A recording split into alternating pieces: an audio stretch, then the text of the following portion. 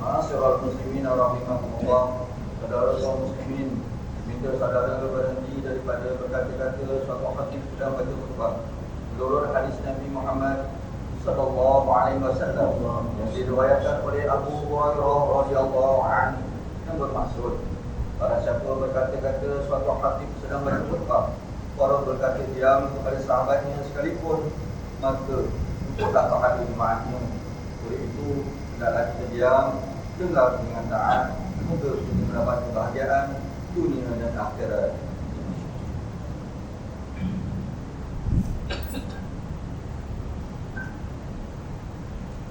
Alhamdulillah al-Qahir ma salakakum fi saqar qalu lam nakum minal musallin.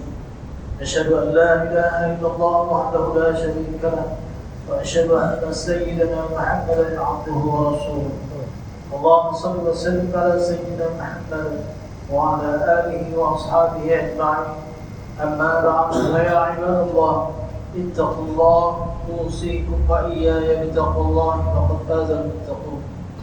قال الله تعالى في كتابه العزيز: يا أيها الذين آمنوا أطيعوا الله وأطيعوا الرسول وأولي الأمر منكم فإن تنازعتم في شيء فردوه إلى الله والرسول إن كنتم تؤمنون بالله واليوم الآخر ذلك خير وأحسن تأويلا.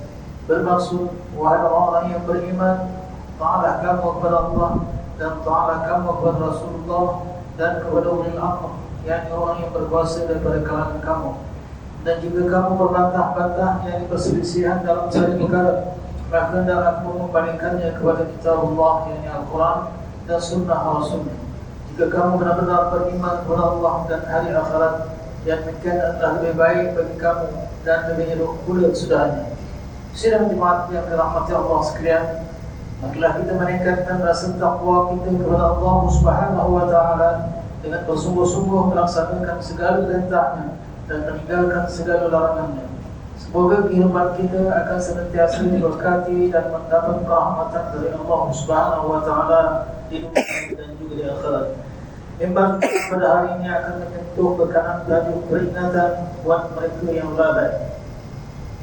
Masyarakat muslimin rahimakumullah, salat adalah tiang kepada agama bagi sebuah rumah tangga, bagi sebuah rumah. Sekiranya tiang rumah itu bergoyang dan tidak dapat berdiri kokoh, maka bila-bila masa saja rumah tersebut boleh runtuh.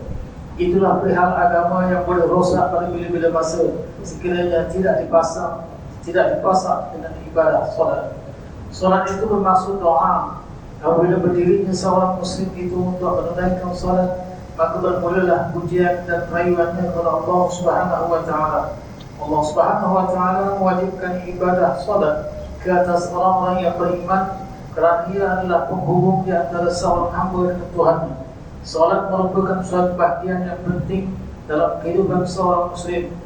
Orang yang memelihara salat fardunya adalah orang yang sempurna iman. Rasulullah SAW pernah bersabda mengingatkan bahawa salat adalah suatu ibadah yang membezakan antara orang yang beriman dengan orang yang kufur. Al-Quran memberi peringatan yang keras terhadap mereka yang mengambil ringan terhadap salat fardu 5 waktu yang diwajibkan ke atas orang-orang yang beriman. Ancaman yang bakal diterima ke atas mereka yang meninggalkan salat itu mengerikan, amat mengerikan. Al-Quran telah memberikan gambaran tentang kedudukan penghuni neraka yang sering meninggalkan salat ketika di dunia. Hal ini berdasarkan firman Allah Subhanahu wa taala dalam surah Al-Muddathir ayat 42 hingga ayat 43 yang telah dibacakan pada awal khutbah tadi, yang bermaksud, setelah melihat orang yang bersalah itu, mereka berkata, apakah yang menyebabkan kamu masuk ke dalam neraka Saqar? Mereka menjawab, kami tidak termasuk orang yang mendirikan salat. Salat diumpamakan seperti pertalian seorang hamba dengan Tuhannya. Orang yang memutuskan pertalian itu sekiranya berdosa besar, dikira berdosa besar, apatah lagi jika dia mengingkari kewajiban salat fardu 5 waktu dan memperkecil-kecilkan orang yang istiqamah mengerjakan ibadah salat. Meninggalkan salat dengan sengaja hukumnya berdosa besar, Sesiapa yang mengingkari atau sengaja mempersenda-sendakannya boleh jatuh ke lembah kekufuran dan terkeluar daripada agama Islam. Sidang jemaat yang dirahmati Allah sekalian, di antara perkara yang bakal ditimpa kepada mereka yang sengaja meninggalkan salat ialah: pertama, Allah Subhanahu wa taala memandang hina dan menyiksa golongan ini dengan menampakkan mereka ke lembah neraka yang paling dalam, dengan menempatkan mereka ke lembah neraka yang paling dalam. Bayangkan orang yang menunaikan salat di dalam keadaan yang lalai pun sudah diancam dengan kecelakaan. Maka bagaimana pula keadaan orang yang ingkar dan langsung tidak menunaikan salat? Sesungguhnya mereka hidup di dalam keadaan yang lebih hina di sisi Allah Subhanahu wa taala. Allah Subhanahu wa taala mengingatkan perkara tersebut menerusi firman Allah dalam surah Al-Ma'un ayat 4 dan 5. Fawailul lil musallin alladzina hum 'an salatihim sahun. Yang bermaksud, kalau orang yang demikian dikira sebagai orang yang mendustakan agama, maka kecelakaan besar bagi orang yang salat, yaitu orang yang lalai daripada menyempurnakan salat. Yang kedua, sikap orang yang lalai terhadap salat akan menjejaskan hubungannya dengan Allah Subhanahu wa taala dan menjejaskan amalan ibadah mereka yang lain. Rasulullah SAW telah meletakkan dasar yang jelas tentang orang yang sengaja meninggalkan kewajiban salat. Dalam sebuah hadis yang diriwayatkan daripada Abu Hurairah radhiyallahu anhu, bahwa Rasulullah SAW pernah bersabda yang bermaksud, yang pertama sekali dihisab di atas seorang hamba di hari kiamat nanti ialah salatnya. Maka jika banyak salatnya, nescaya baiklah. Maka jika banyak baik salatnya, nescaya baiklah amalan-amalan yang lain. Dan jika rosak pun salatnya, maka akan binasalah amalan-amalan yang lainnya. Hadis riwayat Imam At-Tirmidzi. Salat adalah merupakan salat utama bagi amalan seorang itu diterima oleh Allah Subhanahu wa taala. Alangkah ruginya mereka yang meninggalkan salat, amal kebaikan yang diusahakan dianggap tidak nilai di sisi Allah Subhanahu wa taala. Yang ketiga, mereka yang meninggalkan salat adalah mereka yang boleh dianggap kufur terhadap nikmat Allah Subhanahu wa taala. Sesungguhnya Allah Subhanahu wa taala dengan sifat pemurah, tidak pernah membiarkan manusia dalam keadaan sia-sia.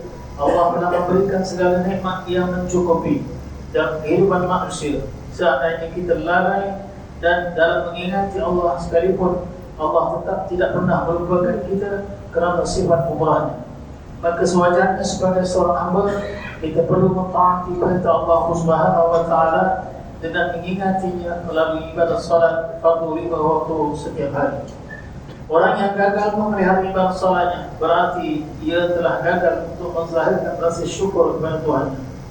Rasulullah SAW pernah bersabda sebagaimana yang diriwayatkan daripada Sayyidina Jabir radhiyallahu anhu yang bermaksud, sesungguhnya yang memisahkan di antara seorang lelaki itu dengan sifat kesyirikan dan kekufuran adalah meninggalkan salat. Hadis riwayat Imam Muslim.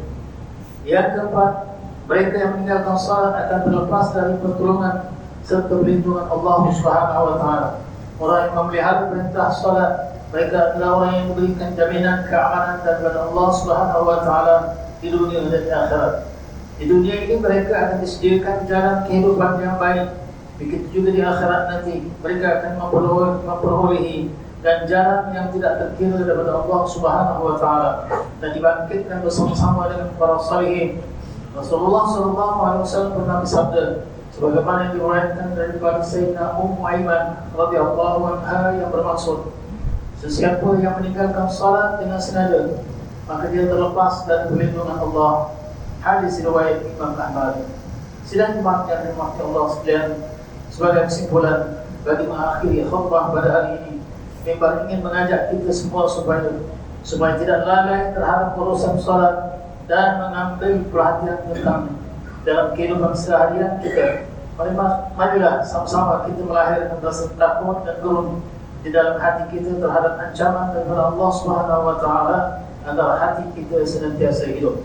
Wahai kaum bapa sekalian, ingatlah pesanan bagi Rasulullah SAW supaya kita mengajarkan anak-anak untuk mendirikan salat ketika mereka sudah mencapai umur 7 tahun, dan bertegaslah dengan mereka jika mereka meninggalkan salat setelah berumur 10 tahun. Pesanan ini perlu diambil perhatian agar kita tidak persoalkan di hadapan Allah Subhanahu wa taala di akhirat nanti. Bila salat sudah dibiasakan ketika anak-anak di awal usia, maka ia akan mudah dilaksanakan setelah mereka mencapai umur dewasa. Marilah kita renungi firman Allah Subhanahu wa taala dalam surah Al-Munafiqun ayat 9. يا أيها الذين آمنوا لا تلهكم أموالكم ولا أولادكم عن ذكر الله ومن يفعل ذلك فأولئك هم الخاسرون. Yang bermaksud, wahai orang beriman, janganlah urusan harta bendamu dan anak penakmu melalaikan kamu daripada mengingati Allah dengan menjalankan perintahnya, dan ingatlah sesiapa yang berbuat demikian, maka mereka itulah orang-orang yang rugi. Barakallahu li wa lakum bil Qur'an fil Qur'an al-'azim wa nafa'ani wa iyyakum bima fihi min al-ayati wa dhikril hakim wa taqabbala minni wa minkum tilawatahu innahu huwas sami'ul 'alim. Aqulu qawli hadha wa astaghfirullaha al-'azim li wa lakum wa li sa'iril muslimina wal muslimat wal mu'minina wal mu'minat fastaghfiruhu fa ya fawzal mustaghfirin wa ya najatat at-taibin. Amin ya muwaffiqat الطائعين وفقنا لطاعتك أجمعين وتب علينا وعلى المسلمين واغفر ذنب من يقول أستغفر الله العظيم أستغفر الله العظيم أستغفر الله.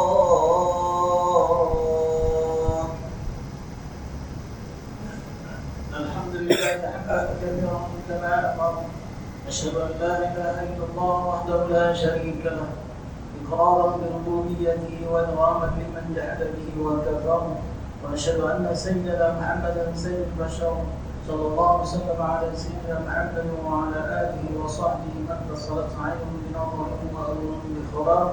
أما بعد فيا عباد الله اتقوا الله فيما أمر وانتهوا عما نهاكم عنه وزجر. Wahai hamba Allah, ingatlah bahawa dunia ini adalah tempat tumpangan untuk sementara, akhirat jualah sebenar-benar tempat yang besar untuk selama-lamanya. Oleh imanlah kita bertakwa kepada Allah untuk mendapatkan kebahagiaan serta menyelamatkan diri daripada siksaan api neraka. Allah berfirman dalam surah Al-Ahzab ayat 56, Inna Allah wa malaikatahu yusalluna 'alan nabi ya ayyuhalladzina amanu sallu 'alaihi wa sallimu taslima.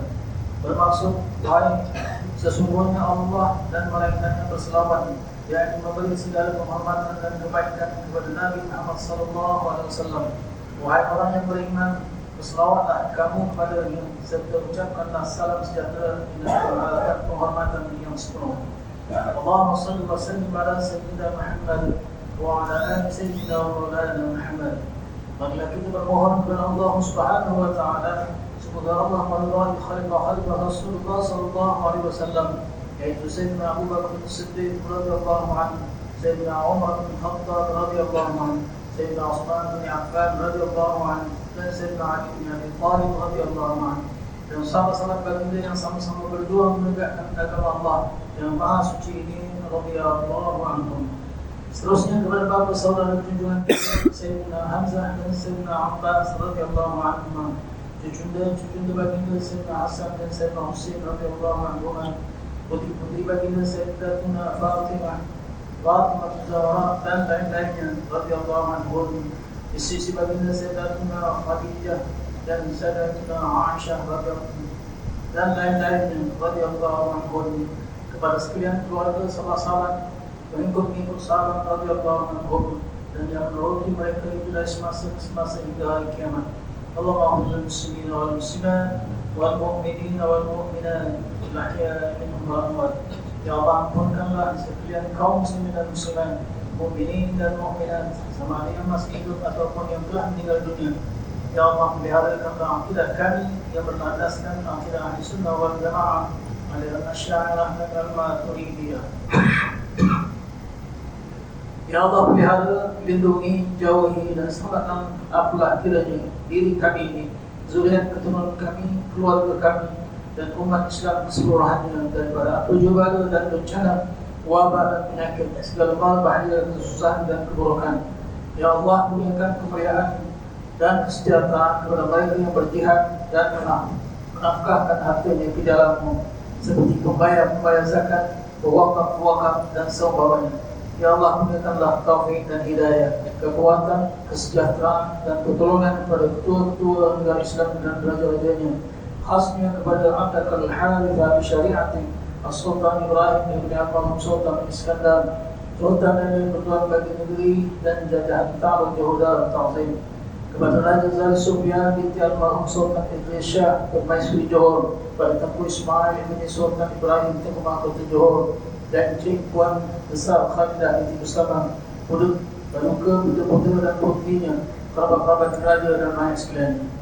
Allahumma a'izzal Islam wal muslimin wa hdulil kafarata wal mubtadin wa mubtali as-sayyiati wal musyrikin wa kullu man huwa aduwwun lid-din. Allahumma khali umur al-muslimin wa qdi ad-dayn 'an al-madinin wa asna khalas al-masjunin waj'al hadha al-balada aminan mutma'innan rahiyan wa sa'ira bilad al-muslimin. آمين يا رب العالمين.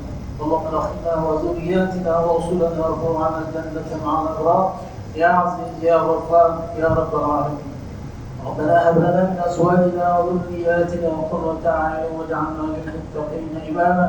ربنا اغفر لنا ولإخواننا الذين سبقونا بالإيمان ولا تجعل في قلوبنا غلا للذين آمنوا ربنا إنك رؤوف رحيم. ربنا آتنا في الدنيا حسنة وفي الآخرة حسنة وقنا عذاب النار والحمد لله رب العالمين. عباد الله، إن الله يأمر بالعدل والإحسان وإيتاء ذي القربى وينهى عن الفحشاء والمنكر والبغي ويعظكم تذكرون فاذكروا الله العظيم يذكركم واشكروه على نعمه يزدكم ولذكر الله أكبر والله يعلم ما تصنعون. أقم الصلاة.